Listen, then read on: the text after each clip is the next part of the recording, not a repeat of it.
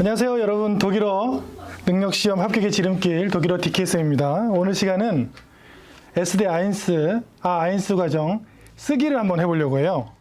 자, 쓰기는 총 두 가지로 구성되어 있어요. 첫 번째는 5가지 빠진 정보를 보고 넣기, 그래서 fünf fehlende Informationen이라고 해요.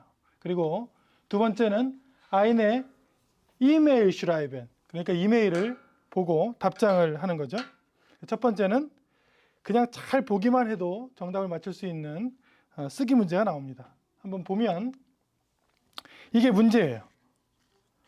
여기에 보면 문제를 내고 빨간 글씨로 Schreiben Sie die 5 fehlenden Informationen in das Formular, 그러니까 쓰세요 5가지 빠진 정보를 서류 양식에 써주세요 하고 여기에 많은 정보들이 들어와 있어요.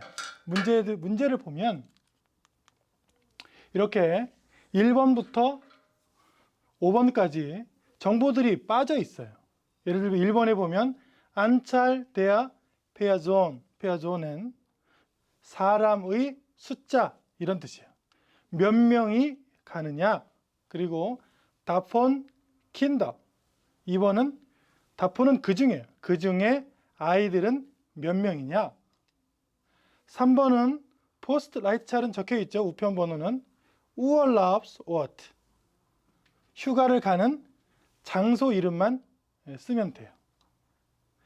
4번은 Zahlungsweise, 즉 계산하는, 지불하는 방법, 즉 현금이냐 바르냐 크레디트 카드, 즉 크레디트 카드에 신용카드냐 둘 중에 하나를 X표하면 되고, 마지막 5번은 라이제 테아민, 여행하는 날짜를 적으면 돼요. 그러니까 저랑 천천히 1번부터 5번까지 한번 찾아보겠습니다. 먼저 숫자를 안찰데아 페아존 1번, 여행 가는 사람은 몇 명이냐. 이 지문을 천천히 읽어보면 Ihre Freundin Eva Kadavi mag mit ihrem Mann und ihren beiden Söhnen, 가로쳐 있죠. 8 und 11 Jahren alt, Urlaub in Seeheim. 즉 당신의 여자인 친구 에바 카디니는 한다, 자기의 남편과 그리고 이른 바이든 즈는 그녀의 2명의 아들들, 즉 8살짜리와 11살짜리 아들과 제하임이라는 곳에서 우얼라업을, 휴가를 하고 싶다. 자, 숫자를 한번 세보도록 할게요. 친구, 남편, 아들 2명, 그러니까 안찰데어 페어존 1번은 4명이겠죠? 네, 4명. 그리고 우얼라우스호트를 물어봤어요. 어디서 휴가를 하느냐? 여기에 인 제하임이라 나와 있죠. 제하임에서 휴가를 한다. 그리고 5번에 보면 이 문제가 나와 있어요. 5번에 여행하는 시간은 언제냐? 그래서 여행하는 시간은 nächsten Sonntag, 다음 주 일요일이 되겠습니다. 여기 보면 그녀는 가지고 있지 않다. hat keine Kreditkarte, 그러니까 신용카드를 가지고 있지 않아요. 찰룽스바이제, 즉 지불 방법은 현금을 하면 되겠습니다. 이 문제들을 찾아서 넣으면 되는 거죠. 그래서 문제로 1번 안찰데아 페아조는, 여행하는 사람의 숫자를 좀 도와주세요. 그래서 4명이라고 쓰면 되겠습니다. 다폰 킨더 2번, 그 중에 아이들은, 아들이 2명이라고 그랬죠? 2명, 8살짜리와 11살짜리 아들이 있으니까 이제 2명. 우얼라우스오트, 아까 보면 제하임, 인 제하임이라고 했으니까 제하임 그대로 쓰면 됩니다. 이번 문제는 그냥 보고 그대로 글자를 쓰면 돼요. 4번째 찰룽스바이제, 계산하는 방법은 뭐냐면 신용카드가 아니라 현금을 이렇게 X표 치면 돼요. 독일어 시험은 V자를 치면 안 됩니다. X표를 쳐야 돼요. 그리고 라이제 테아민, 여행하는 날짜는 넥스텐 존타 혹은 존타, 둘 다 정답이 될 수 있습니다.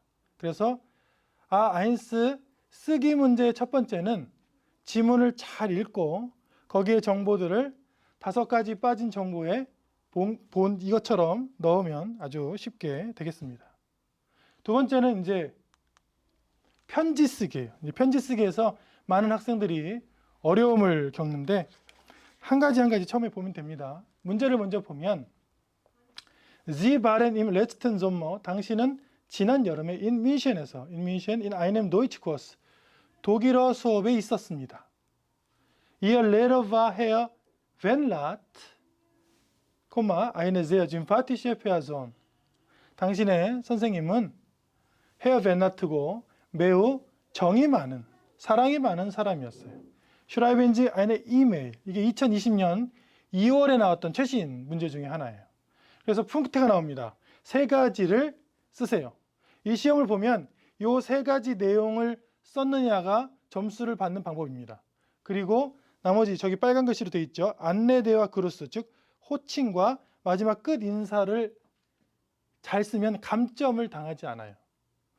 쓰는 것들은 뒤에서 보여주겠습니다. 이 세 가지 stellen Sie sich kurz vor stellen 동사입니다. 소개하세요. 짧게 자신을 소개하세요. 두 번째는 gibt es dieses Jahr wieder einen Kurs라고 물음표가 나오면 편지에서 물어보라는 얘기예요. 그래서 이번 해에도 다시 한 코어스가 있습니까? 그리고 wann, 언제 그 코어스가 시작하는지를 편지에서 물어봐 줘야 돼요. 세 번째는 Sie möchten sich für den Kurs anmelden. 이 anmelden은 sich für 동사예요. 반드시 외워야 돼요. 그래서 Sie möchten, 당신은 그 코र्스에 안멜된, 등록하고 싶다고 편지에 꼭 기재를 해야 돼요. 이 세 가지 사항을 기재하면 점수가 나옵니다. 25점 만점이에요. 그래서 보면 여기에 큰 키가 있어요. Schreiben Sie zu jedem Punkt ein bis zwei Sätze.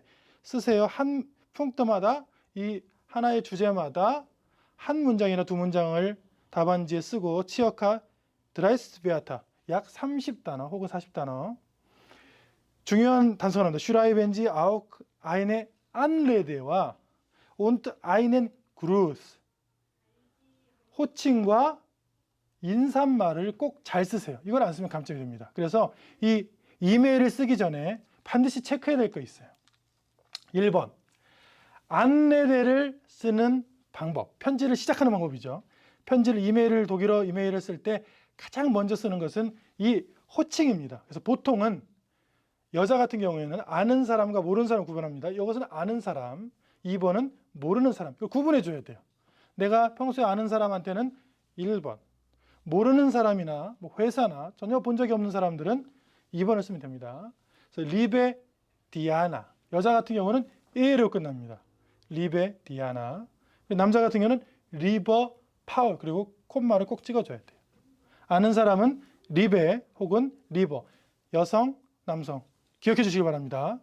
두 번째, 모르는 사람이다. 그러면 매우 존경하는 sehr geehrte Frau. 프라우라는 존칭을 쓰죠. 남자 같은 경우는 sehr geehrter Herr Kim. 이렇게 이 안내대를 안 쓰면 감점을 당해요. 아까도 봤죠? 꼭 안내대와 구루스를 써달라는 거. 두 번째, 구루스를 쓰라고 했죠. 구루스라는 것은 인사, 끝인사예요. 끝인사 아는 사람 할 때는 리베 그루세 혹은 필레 그루세, 이것은 정해진 것입니다. 혹은 헤아찔리시 그루세, 이 둘 중에 하나를 외우면 돼요. 그리고 모르는 사람한테는 mit freundlichen Grüßen, 이것도 외워야 돼요. 지금 제가 안내대와 구루스를 아는 사람과 모르는 사람으로 구분했는데 이걸 반드시 쓰기 위해서는 외워야 됩니다.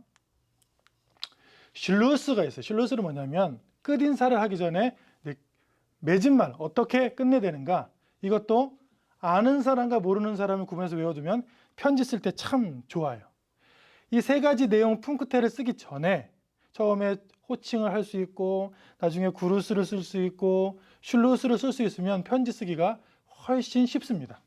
그래서 bis bald, 곧 보자, 이렇게 끝내도 되고 bitte antworte bald, 답장을 빨리 해주길 바래, 이렇게 써도 되고 ich warte auf deine Antwort, 나는 너의 답장을 기다린다, 이렇게 슐루스를 쓰면 부드럽습니다. 혹은 모르는 사람한테는 ich warte auf ihre Antwort, 나는 당신의 답장을 기다립니다, 이렇게 공손하게 슐루스를 쓰면 참 좋아요. 그러면 마지막에 까먹지 말아야 될 것은 운터시리프트입니다. 제일 다 쓰고 자기의 이름을 제일 끝에 쓰는 것. 그래서 내가 얘기했죠. 안레데와 슐루스와 구루스와 운터시리프트를 쓰면 그 가운데 세 가지 방금 문제에 나왔던 것들을 적으면 완벽하게 맞을 수 있는데, 제가 가르치는 학급에서 쓰기를 만점 맞은 사람들이 꽤 많이 났어요. 왜냐하면 이 7가지를 정확하게 쓰기만 하면 점수가 다 나옵니다. 방금 문제를 다시 보면 슈텔렌지 지시코치포, 자기를 소개하라, 꼭 써야 되죠. 그리고 이번 해에도 다시 수업이 있는지를 물어보고, 판 지메슈텐 지시피어된 코스 안멜된, 저는 이 수업에 등록하고 싶습니다. 혹은 제가 어떻게 하면 이 수업에 등록할 수 있을까요? 이렇게 물어보면 됩니다. 요 세 가지에 방금 배웠던 안내대, 여기에 슐루스 끝맺음말, 구루스 끝인사, 자신의 운터시리프트, 자신의 서명을, 이름을 쓰면 완벽한 답이 되겠습니다. 한번 답 예시를 한번 볼게요. 리버 헤어 벤나트. 아는 사람이니까 격식을 갖춰서 사랑하는 우리 벤나트 씨 선생님에게 하고 콤마를 쓰고, 요게 지금 반드시 소문자를 써야 됩니다. 아까 문제를 보면 1번 문제가 자신을 소개하라예요. 그래서 소개, Ich heiße Souli, 저는 이소울이라고 해요 하고 소개를 하고, 또 Sie waren im letzten Sommer in München mein Deutschlehrer, 당신은 지난 여름에 뮌헨에서 저의 독일어 선생님이었습니다 라고 이야기를 해줬어요. Der Kurs war sehr interessant. 그 수업은 매우 재밌었어요. 지금 jetzt bin ich wieder zu Hause. 지금은 제가 다시 집에 있는데, aber in diesem Sommer möchte ich nach München kommen und noch einen Kurs besuchen. 이번 여름에 메슈테이시, 저는 하고 싶어요. nach München kommen, 뮌헨에 와서, 그리고 noch einen Kurs besuchen, 한 수업을, 독일어 수업을 듣고 싶어요. 수업을 듣는다는 것은 반드시 Kurs besuchen 같이 해야 됩니다. einen Kurs besuchen, 수업을 방문하다 혹은 수업을 듣다, 이렇게 요약할 수 있죠. 그래서 두 번째 보면 아까 수업이 이번 해에도 다시 있느냐 이렇게 물어봤어요. Machen Sie in diesem Jahr wieder einen Kurs? 이번 해에도 수업을 합니까? 라고 꼭 물어봐 줘야 돼요. 그리고 언제 시작하느냐? Wann beginnt er? 원래는 Wann beginnt der Kurs인데 그 쿠어스를 얘기를 했으니까, 이 쿠어스를 얘기했으니까 이것을 인칭 대명사로 받은 거예요. 그래서 모르시면 Wann beginnt der Kurs라고 해도 됩니다. 그런데 Wann beginnt er라는 게 부드럽죠? 그리고 그 수업에 안멜드를 하고 싶다고 물어보라고 그랬죠. 그래서 Wie kann ich mich für den Kurs anmelden? 어떻게 나는 그 수업에 안멜den, 등록할 수 있을까요? 라고 물어보라고 그랬어요. 그래서 이렇게 쓰면 세 가지를 쓴 거고, 아까 배웠던 리버 헤어 베나트는 안내됩니다. 호칭을 썼고, Ich warte auf Ihre Antwort. 슐루스죠. 부드럽죠. 나는 당신의 답장을 기다립니다. 리베 그리우스, 아는 사람한테는 리베 그리우스. 그래서 이것은 그루스입니다. 인사말을 쓰고, 자신의 운터시프 쓰면 거의 만점에 가까운 답안지가 되겠습니다. 그래서 이것을 보는 학생들은 한번 이 연습을 한번 해보시기를 바랍니다. 전 문제를 보면 이 문제를 보고 방금 배웠던 최소한 써야 되는 4가지, 안레데, 슐루스, 구루스, 운터시프 쓰고 이 3가지를 연습해 보면 반드시 좋은 성적이 나오는데, 한 가지 팁을 드릴게요. 이 쓰기 시험은 많은 문제들을 외우면, 문장 전체를 외우면 참 하기가 쉽습니다. 그래서 제시된 문장들을 천천히 하나하나 연습하고 외우면 참 큰 도움이 돼요. 이 시험은 올해 2월 달에 출제된 문제를 제가 한번 만든 건데 똑같지는 않습니다. 비슷하게 한번 만들어 본 문제예요.